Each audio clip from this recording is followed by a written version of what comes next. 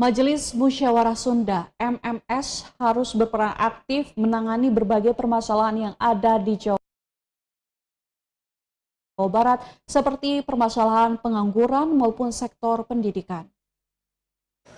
Lahirnya organisasi Majelis Musyawarah Sunda (MMS) yang digagas oleh Inohong Sunda diharapkan bisa membenahi berbagai permasalahan yang ada di Jawa Barat.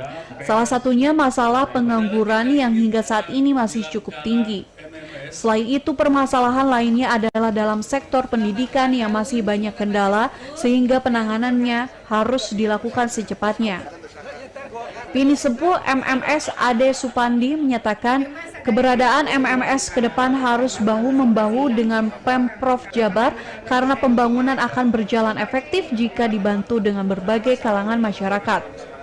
Ya, memang saya mengikuti dari awal ya untuk pembentukan Majelis Musyawarah Sunda ini, dan itu bukan perkara gampang. Makanya waktu tahun 2022 ada acara halal bihalal di museum saya. Konsepnya pertama adalah halal bihalal, kemudian dirubah menjadi bagaimana kita yang membentuk atau membuat satu forum Sunda Ngaji. Karena persoalan kita adalah bagaimana kita menyamakan pikir, menyamakan langkah, menyamakan keinginan besar bagaimana membangun Kasundaan ini. Majelis Musyawarah Sunda ke depan harus mempunyai program yang jelas serta terjun langsung ke masyarakat sehingga keberadaan MMS bisa membantu berbagai permasalahan di Jawa Barat. Saya kira ada beberapa hal yang harus dilakukan ya dalam pikiran saya. Bahkan sejak awal saya sudah meminta kepada MMS untuk berusaha selalu tampil dalam event yang terjadi di Jawa Barat.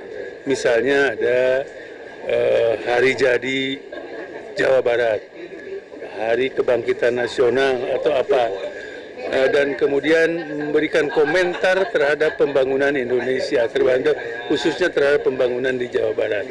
Saya kira itu peran dari masyarakat untuk memberikan feedback kepada pemerintah agar kita secara bersama-sama bisa membangun Jawa Barat dengan sebaik-baiknya.